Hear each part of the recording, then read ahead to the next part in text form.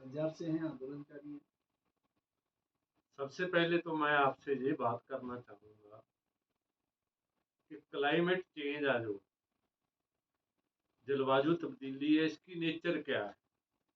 हम इसको मानते हैं कि इसकी नेचर लाइफ एंड डेथ का सवाल है जी। हम जिंदा रहना है धरती पे या नहीं रहना, ये इसी पे डिपेंड करता है क्लाइमेट चेंज। क्लाइमेट चेंज को सबसे ज्यादा प्रभावित कौन सी चीज कर रही है? वो कर रहा है टेम्परेचर, तापमान। वैसे तो 1950 में ही जो दुनिया के बुद्धिमान लोग हैं, उन्होंने ये सोचना शुरू कर दिया था कि हमारे इन्वायरमेंट में कोई ना कोई गड़बड़ जरूर आ गई है, और उसके बारे में उन्होंने बात करनी शुरू की। और 1972 से लेकर 1972 में इन्वायरमेंट पे यूएनओ की अगुवाई में दुनिया के लोगों की पहली कॉन्फ्रेंस हुई थी, वर्ल्ड कॉन्फ्रेंस। और उसके बाद अब मेरा ख्याल 27 हो गई है। अब जो अभी सऊदी अरबिया में होने जा रही है, ये COP28 है। और इसका रिजल्ट ये निकला है कि हमारे जो एक कहावत था ना कि जैसे जैसे दवा की मर्ज बढ़ता गया, जितनी ये कॉन्फ्रेंस हुई कि ये करेंगे, ये रुकावट लगाएंगे, कंडीशन ये हो रही है कि हमारा एनवायरनमेंट पहले से ज्यादा हर कॉन्फ्रेंस में जो हमने तय किया, उसको जो किया उस पर या ना किया, उससे हमारा एनवायरनमेंट अगली कॉन्फ्रेंस के लिए और ज्यादा खराब हमें मिला। उसके बारे में मैं आपको दो रिपोर्टों का भी जिक्र करना चाहूंगा। एक रिपोर्ट अभी अभी आई है WMO 2015 में पेरिस में जो एक मतलब COP हुआ था। इसको पहले तो एनवायरमेंट सम्मेलन बोलते थे, आजकल इसको COP बोलते हैं। मतलब जिसमें कॉन्फ्रेंस ऑफ पार्टीज, पार्टीज में सिर्फ सरकार नहीं आती। पहले सरकारों का सम्मेलन होता था, अब सरकार प्लस कारपोरेट आता है। पार्टीज का मतलब उन्होंने मतलब COP बना दिया, हम भी COP कर रहे हैं। हम कई बार उसकी गहराई में नहीं जाते कि यार पी क्यों लगा दिया। पहले तो गवर्नमेंटों का था, अब पी क्यों लग गया। पी का मतलब है कि पार्टीज, पार्टीज का मतलब है सरकार प्लस कारपोरेट। उसमें इन्होंने ये तय किया था कि हम 1.5 डिग्री सेंटीग्रेड जो एवरेज टेम्परेचर धरती का, उससे बढ़ने नहीं देंगे। कि प्री इंडस्ट्रियल पीरियड जिसको बोला जाता है ना, कि 1850 से मतलब लाओ 1900 तक, ये इसको कोई 1750 कहता है, कोई 1800 कुछ कहता है। तो 1880 में टेम्परेचर बढ़िया ना, टेम्परेचर मीटर। और उसके बाद ही दुनिया का जो रिकॉर्ड शुरू हुआ टेम्परेचर रखने का। तो इन्होंने कहा कि प्री इंडस्ट्रियल जो फेज है, उससे 1.5 डिग्री हम बढ़ने नहीं देंगे। 1.5 डिग्री तक तो बढ़ेगा, बढ़ने देंगे हम, क्योंकि विकास चाहिए। इसमें एक सवाल तो मैं ये करना चाहता हूँ कि इनको COP वालों को ये राइट किसने दिया कि 1.5 डिग्री तक ये हमारी अर्थ को गर्म करेंगे? ये कहाँ से कोई कंसेंसस हुआ? कोई लोगों का रेफरेंडम हुआ दुनिया में, किसी देश का रेफरेंडम हुआ जहां यही सोचते हैं कि हम जो मर्जी करें, पब्लिक तो कुछ भी नहीं है। जो रूलिंग क्लिक है, चाहे वो पॉलिटिकल एंगल का है, चाहे वो इकोनॉमी का है, चाहे वो कल्चर का है, जो रूलिंग सर्कल है वो किसी भी फील्ड में है, वो अपने आप को मानता है कि सारे राइट हमारे पास हैं, हम जो मर्जी करें। लेकिन अभी जो WMO की रिपोर्ट आई है, वो कह रही है कि 1 जनवरी 2023 से 2 अक्टूबर 2023 तक 84 दिन 84 डेज ऐसे आए हैं जब दुनिया का ग्लोबल एवरेज टेम्परेचर 1.5 के नजदीक पहुंच गया। कुछ दिन तो सितंबर के ऐसे हैं जहाँ मतलब 1.74 डिग्री तक भी गया है जी। और 2016 को हम मानते थे कि ये सबसे गर्म साल है। 2016 में टोटल ये अगर हम देखें तो 75 डेज ऐसे थे जहां ग्लोबल टेम्परेचर 1.5 तक पहुंचा था।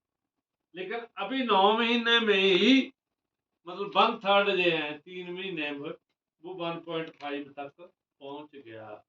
इसका मतलब जैसे जैसे ग्लोबल वार्मिंग बढ़ेगी और ओवरऑल उसका अफेक्ट हैगा जेड़ा वो दुनिया पे हमारी पूरे मतलब प्लेनेट पे पड़ रहा है। कहीं बाढ़ का, कहीं सूखे का, कहीं बीमारी का। और ये जो अब बात हो रही थी ना कोरोना कि कोरोना से मतलब एजुकेशन प्रभावित हो गई, बच्चे ये हुए। अब तक देखो कि पूरी दुनिया में कहीं रिसर्च हुई है कि कोरोना क्यों आया, इसकी वजह क्या थी, कोई सर्च नहीं। क्यों उनको ये लग रहा है क्योंकि कोरोना के दौरान इस पूरे जो हमारा रूलिंग सर्कल है उसने एक एक्सपेरिमेंट करके देखा है दुनिया में और पूरा ज्वाइंटली करके देखा है कि क्या हम पूरी दुनिया के को घरों में बंद कर सकते हैं। और ये एक्सपेरिमेंट उनका कामयाब हुआ और किसी ने भी ये नहीं कहा। मतलब बहुत थोड़े यूरोपियन लोग थे जो घर से बाहर निकले थे जिन्होंने प्रदर्शन किया कि नहीं यार हम नहीं घर में बंद होंगे, अगर आ गया तो ठीक है इसका इलाज करो और जो बीमार होएगा यार उसको हॉस्पिटलाइज करो। अच्छे भले लोगों को आप क्यों बंद कर रहे हो। ये उनका एक एक्सपीरियंस था और उसमें जो ये हुआ कि बच्चों पे इसका असर हुआ। मेरे हिसाब से पर्सनली मैं आपको बता रहा हूँ कि बच्चों पे दो किस्म का असर हुआ कोरोना पीरियड का, एक पॉजिटिव हुआ एक नेगेटिव हुआ। आप कहोगे शायद भी ये पागल ही है जिसने पॉजिटिव हुआ असर भी कोई देखा है। बच्चों की हेल्थ, मैं पंजाब के बारे में तो क्लियर कट बोल सकता हूँ कि जब पहली बार कोरोना के बाद स्कूल खुले मैडमों को अपने बच्चों की पहचान ही नहीं है। बच्चे इतने हेल्दी हो गए, वो इतना खूब खेले, खूब खाया, खूब पिया। पहले तो ऐसे होता था ना कि फटाफट बच्चे को उठाते, मम्मी उठाती है उसकी नींद तोड़ती है, फिर उसको ऐसे थोड़ा गिला बिला करने के बाद उसके ऊपर ड्रेस डालने के बाद टिफिन उसके डाल के चल स्कूल में बैग में फेंक देते हैं। और उसके बाद फिर वो ने खाया नहीं खाया, टिफिन में वो ऐसे ही वापस ले आया, फिर बच्चे की हेल्थ क्या बनेगी। अब कोरोना पीरियड में क्योंकि बच्चों को वो तो दे दिया आपने मोबाइल को, तो हमारे तो मैडम ऐसा हुआ कि सब बच्चे मम्मियों को कहते रहे कि यूट्यूब पे ये चीज ऐसे बनती है, मेरे को ये बना के। और वो खूब हेल्दी हुए। ये तो देखो उसके हुआ प्लस पॉइंट, क्योंकि जैसे जब हम पढ़ते थे तो 5 साल से छोटी उम्र में हमारे को दाखिला ही नहीं था मिलता। हमारे वाले पहले वालों को 7 साल से पहले नहीं से देते। यार 5 साल तो हम खूब खेले कूदे ना, और हमारे पहले वाले 7 साल तक। अब तो यार 1 डेढ़ साल में भी नहीं, उसको पूरा यूरिन भी नहीं करना आता, बच्चे को वहीं फेंक देते हैं एजुकेशन के नाम पे। और उनका क्या असर है बच्चों का वो देख सकते हैं। एक जिसको ये एतराज है ना कि प्राइवेट स्कूल तो इसलिए आगे निकल गई कि उनके बच्चे हैं जो उनके पेरेंट्स थोड़े इकोनॉमिकली ठीक थे और उन्होंने तो वो उनको मोबाइल दे दिया और मोबाइल पे वो एजुकेशन आ गई। अभी अभी जेनेक्सो का एक सर्वेक्षण आया है मोबाइल के बारे में। उन्होंने कहा कि अगर बच्चों को बचाना है, एजुकेशन को बचाना है, स्कूलों में मोबाइल बंद कर, बैन, बैन शब्द बनता है, बैन करो। क्यों करो बैन। और उन्होंने कहा कि इसके 3 उन्होंने रीजन बताए हैं।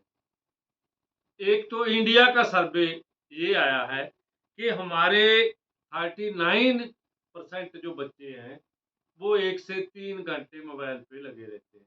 39%, 46% अपने इंडिया के जो बच्चे हैं, मैं इंडिया की बात कर रहा हूँ, 46% वो हैं जो 3 से 6 घंटे मोबाइल पे लगते हैं। और बाकी बचे 15%, 15% हमारे बच्चे वो हैं जो 6 घंटे से आगे लिमिट ही कोई नहीं। मैं आपको कितना बताऊं, इतना वो कहते हैं जब बच्चे ये काम करते हैं ना, इतना टाइम मोबाइल के संपर्क में रहते हैं, तो उन पे 3 इफेक्ट आते हैं। एक इफेक्ट उनमें आता है कि उनकी जो ब्रेन की एकाग्रता है ना, कंसंट्रेशन, वो भंग हो गई है। दूसरा क्रिएटिविटी है जी उनकी लो हो गई है। और तीसरा जो सबसे खतरनाक चीज है वो है कि उनमें डिप्रेशन आना शुरू हो गया है। और वो ही डिप्रेशन है जो स्टूडेंट में नशों का कारण बन रहा है। अभी चिट्टा, पंजाब में तो ये बोलते हैं ना, चिट्टा काला, ये उसको जो भी नाम दो, जो भी ये मेडिकल टाइप के जो ड्रग्स आती है, ये ड्रग्स में मोबाइल का भी रोल है। और एक मैं चलते चलते इसमें आपको एक बात और बताता हूँ कि जो जितना भी ये रूलिंग सर्कल है, ये कहता है कि क्लाइमेट चेंज में लोगों का रोल ज्यादा है। अब किसी भी रिपोर्ट को उठा के देखो, साइंटिस्टों की रिपोर्ट उठा लो, वो कहेंगे ह्यूमन एक्टिविटीज की वजह से हो रहा है। यार ह्यूमन एक्टिविटीज की वजह से, ह्यूमन एक्टिविटी कोई ऐसी है जो समाज का जो स्ट्रक्चर है उससे बाहर हो। आप जहां से रोड पे जाओ, अगर आप रोड का वो फॉलो ही नहीं करोगे प्रिंसिपल कि आपने लेफ्ट चलना है, ऐसे चलना है, राइट से पास करना है, अगर आप ट्रैफिक रूल ही नहीं वो करोगे, आप 2 किलोमीटर नहीं चल पाओगे, उसी समय मर जाओगे। तो इसलिए ये जो स्ट्रक्चर उन्होंने समाज का बनाया है, उस स्ट्रक्चर से बाहर कोई ह्यूमन एक्टिविटी थोड़ी हो रही है। अब WMMO कह रहा है, वर्ल्ड वाइड फंड आज WWF कह रहा है कि $125 ट्रिलियन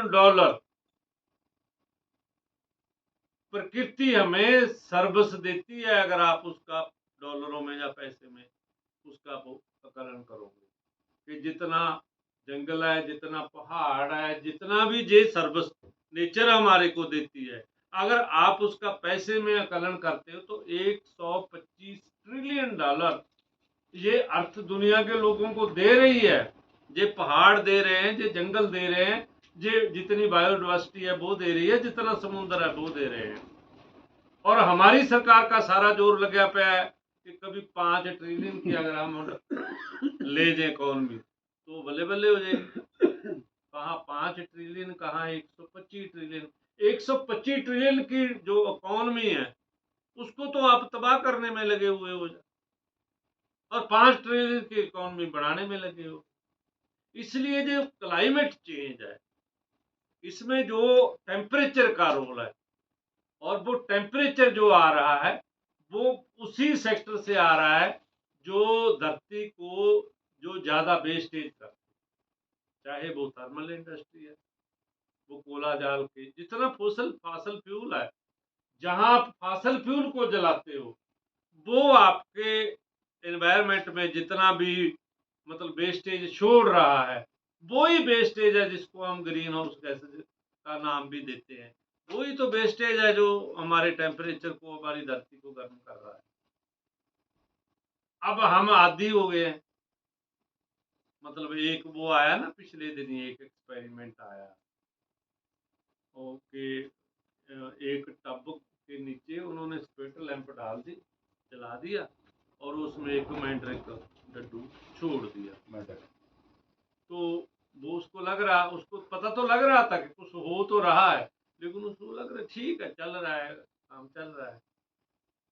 एक स्टेज ऐसी आई कि पानी इतना गर्म हो गया और डड्डू की रेजिस्टेंस थी वो इतनी वीक होगी कि उसको पता चल गया कि पानी गर्म हो गया, लेकिन वो बाहर नहीं निकल सका। और एक फिर उन्होंने फ्रेश डड्डू पकड़ा और उसी उसी उसी टेम्परेचर वाले में जिसमें वो मरा, उसी में डाला, डड्डू ने छलांग लगाई, बाहर निकल गया। अब हमने वो टब वाले पहले डड्डू बनना है या छलांग वाला बनना है, ये डिसीजन हमने खुद करना है। अगर हम क्लाइमेट पे नहीं बोलेंगे तो हम पहले वाले डड्डू बनेंगे और धीरे धीरे मर जाएंगे स्लो पॉइजनिंग की तरह। अगर हम दूसरे डड्डू वाला एक्शन करेंगे तो उसका रोल ये है कि फिर क्लाइमेट चेंज को जो खराब कर रहा है वो कर रहा है जो मौजूदा हमने डेवलपमेंट मॉडल बनाया, जिसको कैपिटलिस्ट डेवलपमेंट मॉडल कह लो, कारपोरेट डेवलपमेंट मॉडल कह लो, उसका नाम करने जो मर्जी रख लो, वो डेवलपमेंट मॉडल जो जीडीपी पे बेस करता है, जो प्रॉफिट मैक्सिमम करना ही उसका एकमात्र उद्देश्य है, वो डेवलपमेंट मॉडल है, वो इस पूरे क्लाइमेट चेंज के लिए रिस्पॉन्सिबल है। जैसे मैडम ने कहा कि एक के बाद एक बांध बन रहा है और उनको पता भी है और फिर भी बना रहे हैं। और ठीक है, कुछ वो कह रहे हैं हम जेल लगा देंगे, वो लगा देंगे, उससे क्या होएगा कि अगर आपको 2 घंटे पहले पता चल गया कि इतना पानी आ गया तो हम पंजाब वाले हैं, आप भाखड़ा से छोड़ दो और जे वार्निंग दे दो कि 5 घंटे में यार फिरोजपुर तक पानी आ जाएगा, तो हम अपने खेत को कैसे कवर कर लेंगे? हम अपने गांव को कैसे कवर कर लेंगे? क्योंकि जे कोई इंडस्ट्री तो है नहीं कि कंप्यूटर चक के अंदर रख दो यार बाहर छा खेती को कैसे कवर कर लोगे? इसलिए बात दरअसल में ये है कि इन ये मैं ये नहीं कहता कि ये ना लगाओ, लगा लो, कोई बात नहीं, लेकिन ये कोई फ्रूटफुल ज्यादा साबित नहीं होगा। ये इतना ही हो जाएगा कि 1000 बंदा मरना था और 50 950 ही मरा जाए, 50 तो बचा ही है। इसलिए ये जो काम वो कर रहे हैं, ये काम है जो क्लाइमेट चेंज का, इसका देखो एग्रीकल्चर पे सबसे ज्यादा इफेक्ट हो रहा है।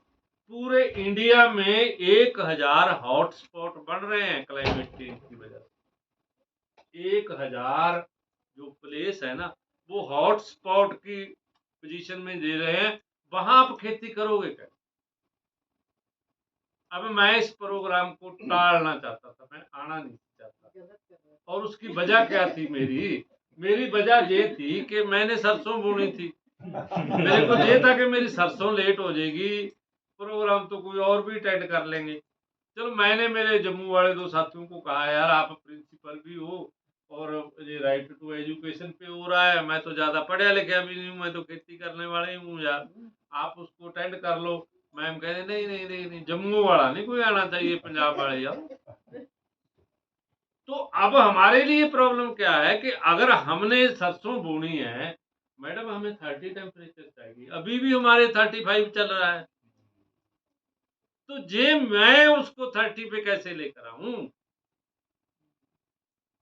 जे लोग कह रहे हैं ना कि अगर आप अपना रोल प्ले करोगे तो ये कर दोगे, क्या रोल प्ले करूं कि मेरे गांव का टेम्परेचर 35 से 30 आ जाए? इसलिए ये जो रोल प्ले करना है, ये पूरे पब्लिक ने करना है, हम सब लोगों ने मिलकर करना है। और इससे क्या होता है, जैसे ये फ्लडिंग आ गई, हमारा इतना मतलब पैडी है वो उसका नुकसान हो गया। और खेती पे तो देखो 3 चीजों पे गवर्नमेंट की जो पॉलिसी है वो बहुत ज्यादा अफेक्ट कर रही है। नंबर 1 एजुकेशन, हर बजट में एजुकेशन बजट सेंटर का कम हो रहा है। मेरे को ये नहीं पता आपका हिमाचल का क्या है, क्योंकि मेरी हिमाचल के बारे में स्टडी नहीं। सेंट्रल गवर्नमेंट के बारे में मैं आपको सारे बजट की दिखा देता हूँ कि पिछले में 20 में 21 वाले में कितना था, 22 वाले में कितना कम हो गया, इस वाले में कितना कम हो गया। दूसरा कम हो रहा है हेल्थ पे, तीसरा कम हो रहा है नरेगा वाला, और चौथा कम हो रहा है एग्रीकल्चर वाला। क्योंकि ये पूरी की पूरी एग्रीकल्चर को कारपोरेट के ही हवाले करना चाहते हैं। ये 3 कानून है क्या थे?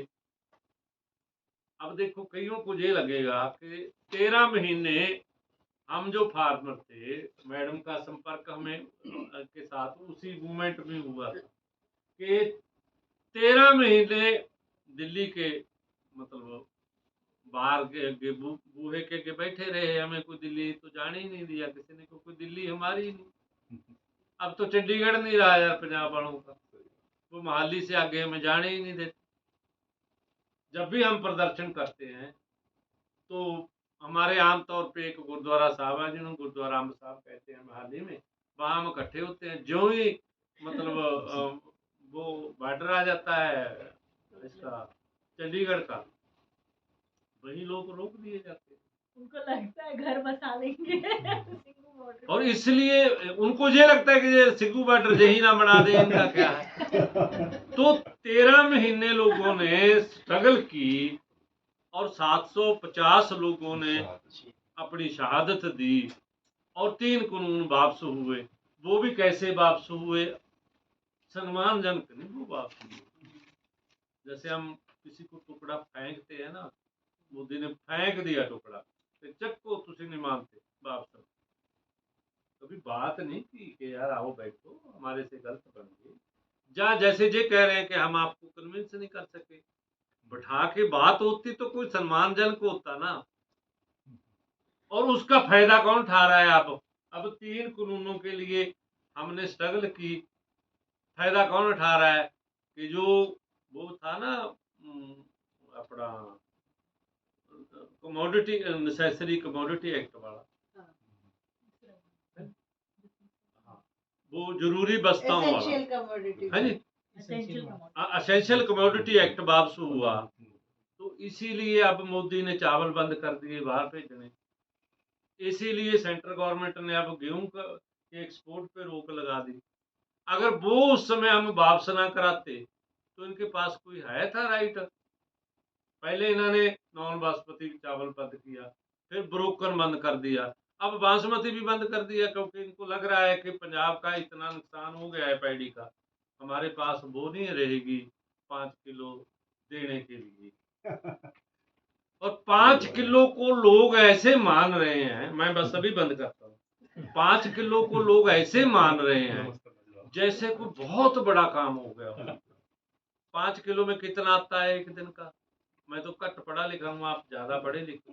166 ग्राम एक दिन का आया ना एक आदमी को। तो एक डंग में कितना आया? 83 ग्राम। यार 83 ग्राम को चावल दे के हमारे पे एहसान कर रहा है और कह रहा है कि आपने नमक खाया है, चावल खाया, हमारा वोट दो। मतलब असी आज भी हम पब्लिक हैं, सिटीजन नहीं बने। यूरोपियन क्यों क्यों कहते हैं? वो सिटीजन है, वो कहते हैं ये राइट है एज ए सिटीजन हमारा। हम कह रहे हैं हमारा ये माई बाप है यार, हम तो पब्लिक है ना, क्योंकि हम तो उसी राजे महाराजा वाले एटीट्यूड अभी भी बैठे हैं। इसलिए मैं लास्ट में यही कह रहा हूँ कि इसका जो क्लाइमेट चेंज का असर है ये हमारी एग्रीकल्चर पर बहुत बुरा पड़ रहा है। और जितनी भी ये हमारी केमिकल एग्रीकल्चर है, या जिसको हम कारपोरेट एग्रीकल्चर बोलते हैं, वे ध्वस्त होने वाली है। ये ज्यादा दिन चलेगी नहीं। मेरा पर्सनल अपना ये कहना है कि 2030 तक अगर टेम्परेचर की कंडीशन यही रही, मतलब कम से कम गेहूं तो नहीं होगा, गेहूं की फसल तो जाएगी, ये तो बंद हो जाएगा, रोटी पकनी बंद हो जाएगी। और जेड़े घर में जेड़े देश में रोटी पकनी बंद होगी, उस देश का और उस घर का क्या बनेगा जी? इसलिए ये जो बात है, एजुकेशन भी बगैर मिड डे मील के नहीं चलनी और एजुकेशन भी खाना खाए के बगैर नहीं चलनी। एजुकेशन के लिए भी शुद्ध पानी चाहिए, शुद्ध हवा चाहिए। लास्ट में मैं एक बात जरूर करूंगा, वो थोड़ी और सी बात है कि एक तो आप ये सोचो कि इस जो डेवलपमेंट मॉडल का जो सबसे बड़ा मतलब हेड है वो है यूएसए। और यूएसए की अभी एक हफ्ता पहले एक रिपोर्ट आई है कि वहां एवरेज एज कम होनी शुरू हो गई है। पहले 76 थी, अब 74 रह गई, 2 साल उनकी भी कट गई। ये मत समझो कि शायद वो बहुत जे डेवलपमेंट मॉडल उनकी बड़ी तरक्की करा रहा है। और एक बात ये कि जैसे पानी के संभाल की बात होती है, सबसे ज्यादा जो पानी खराब कर रहे हैं ये गूगल वाले, बहुत पानी खराब करते हैं। गूगल का जो डाटा सर्वर है ना मैं आपको बताना चाहता हूं कि गूगल का जो डाटा सर्वर है ये डेली 17 लाख लीटर पानी खराब कर देता है।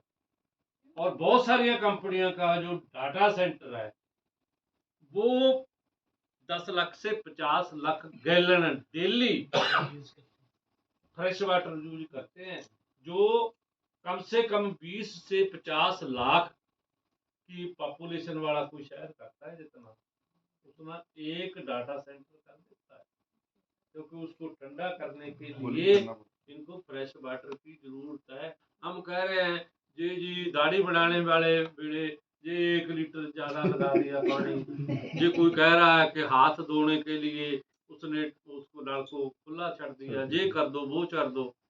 वो हमारे लाइट कहावत बंद है, कर दो, फैन बंद बंदा जोड़े पड़ी पड़ी रबड़ा बे कुप्पा, कुप्पे नु कोई देख ही नहीं रहा। अच्छा बहुतों को तो पता ही नहीं कि यार ये भी हो रहा है, हमें भी नहीं पता ये डाटा सेंटर इतना पानी यूज कर रहा है। क्योंकि आप देखो ना, आप थोड़ा सा देर मोबाइल चलाओ गर्म हो जाता है, जहाँ इतने मोबाइल चल रहे हैं उस डाटा सेंटर से जो डाटा ले रहे हैं हम, वो कितना गर्म होता होगा, उसको ठंडा करने के लिए क्या कुछ करना पड़ता। इसलिए ये जो बातें हैं ना, ये बातें बच्चों को भी बताने की जरूरत है। मैं जब स्कूलों में जाता हूँ, मैं तो ये बातें ही जो उनके साथ शेयर करता हूँ। मेरे को राइट टू एजुकेशन का ज्यादा पता है। आपने बहुत सारी बताई। और बात ये है कि हमारे कोई ज्यादा प्रॉब्लम नहीं है पंजाब में एजुकेशन के बारे में। हमारे प्राइमरी स्कूल जो वो कोई ज्यादा नहीं। मेरे गांव में ही 5 स्कूल है। हमारे तो प्रॉब्लम ये है कि एक की बैन आ गई, दूजे की चली गई, दूजे की बैन आ गई, तीजे की चली गई। ये तो है प्रॉब्लम कि वो बहुत ज्यादा फ्यूल खर्च करते हैं स्कूलों वाले। तो बाकी ये है कि इसके बारे में मैं लास्ट में जो अभी नहीं, अभी अगर मेरे को टाइम मिला तो एजुकेशन का मोटिव क्या होना चाहिए, एजुकेशन में कौन कौन सी चीज हमें शामिल करवानी चाहिए, उस पे फिर मैं बाद में बात करूंगा। मैं थोड़ा आपका टाइम ज़्यादा ले गया, तो बहुत बहुत आभारी हूँ।